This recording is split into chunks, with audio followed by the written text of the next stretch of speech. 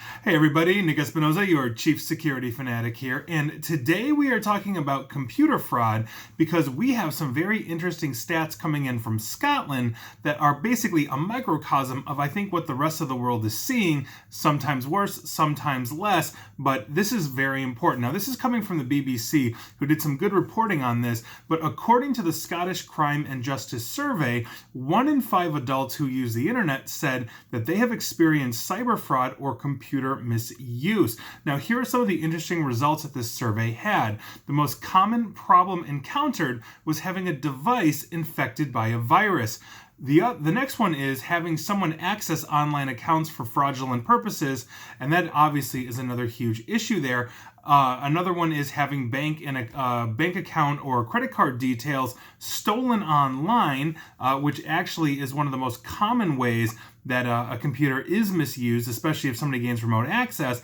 And only 4.5% of internet users said that they have been a victim of an email scam, although studies have shown that people are very reticent to talk about things like this or admit that they've been a victim of a scam. So odds are that number skews higher. Now, whether that's double that number, 10% more than that number, quadruple that number, I couldn't tell you, but take that one with a grain of salt. Now, the good news is that most victims reported no actual impact to them, but they did also change their online behaviors as a result, and that's what I like to see. Oftentimes, people don't change their methodology or how they do things until basically the bomb drops and they say, oh, clearly what I'm doing is wrong, I now must adjust. Sometimes that's how we learn. Ideally, we learn without having to go through some kind of malfeasance here. Now, this is where this gets concerning, because the Scottish Crime and Justice Survey for the years of 2018 through 2019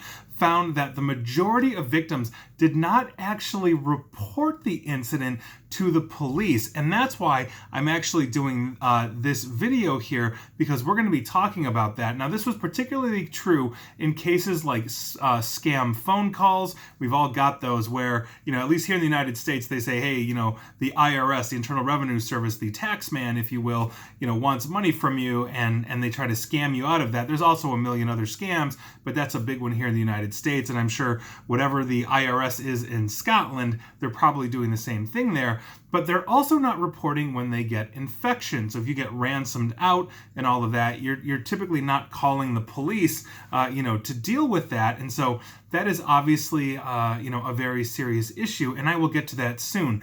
The only type, according to this study, of cyber fraud, which was reported very frequently by most of the victims, was online theft of money, whether it was a credit card, bank account, whatever that was.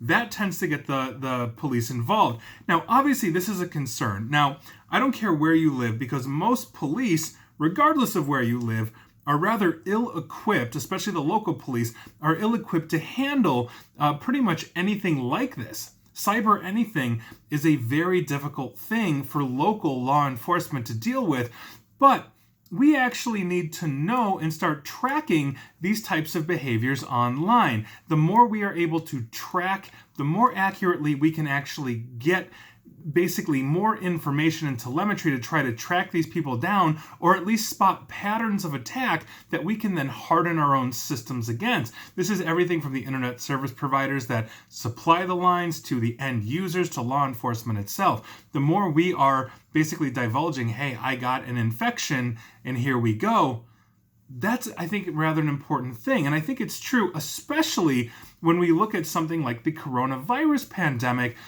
where attackers weren't necessarily using techniques that were brand new. Nobody was really innovating through this pandemic, but they were using these same old tactics with the veneer of coronavirus or COVID-19 to get people to click on the same old links or, infect the same files or whatever. And so I think what this really goes down to is, ideally, we have some global organization that is plugged into, let's say, law enforcement from the United States to Scotland to Canada to China to Australia, wherever you are in the globe, that can then centralize this. And if you get, let's say, an infection, and maybe it's not life-ending for you, you have then the ability to go ahead and report that, to that organization, to that authority. They're not going to get into your system. They're not going to violate your privacy in any way, but now they start to get samples of these infections, and maybe they can see more effectively the spread globally of these kinds of patterns. And there are different organizations out there that are bringing intel sharing together and all of that. The one off the top of my head that I can think of is the Cyber Threat Alliance that, quite frankly, I think is doing the cyber lords work. But quite frankly, grandma in Idaho or grandma in Scotland or grandma in Canada is not going to know how to contact one of them, nor would they be using the products at that enterprise level. And so I think that's something that we really need to look at. How does the rank and file, one, start identifying this, two, contact authority that can actually do something, even if the results of that are coming months later as they are aggregating all of this threat? I think that's what we need. And so the reason why I'm bringing up these stats from Scotland is because while Scotland doesn't have the population of a much larger country like United States, India, China, Pakistan, take your pick, we are seeing what happens when cyber fraud goes rampant and law enforcement really can't do much about it. We need to centralize these kinds of things, and I think that's kind of important. And as we are developing a global platform where data is literally moving at 3,000 miles a second, my question is, why aren't we doing this already?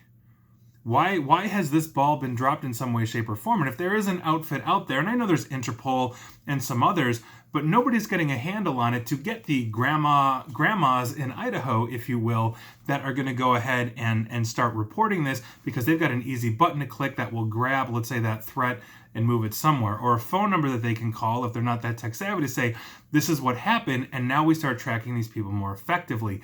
The more we become proactive, the more data we get, the more accurate we're going to be at identifying and blocking these threats from coming in. And I think we need to start really doing that at the infrastructure level, because most people with a home connection and that are not in cybersecurity are not going to know this stuff. They're just going to go home, they're going to buy their $20 antivirus or download one for free and think their computer is magically Fort Knox, when time and again, it's been proven that it's not. And so I think now is the time to start doing this stuff. And as we are looking at these kinds of reports, I think it's really important that we start thinking in this manner. And I'd love to hear your thoughts on this, in this respect. But I don't care where you are around the globe. We are all in this one together. And that is something to think about. And please like, share, follow me here on Facebook and Twitter at NickAESP. And please feel free to subscribe to me at YouTube as well. And as always, stay safe and stay online. Thanks, guys.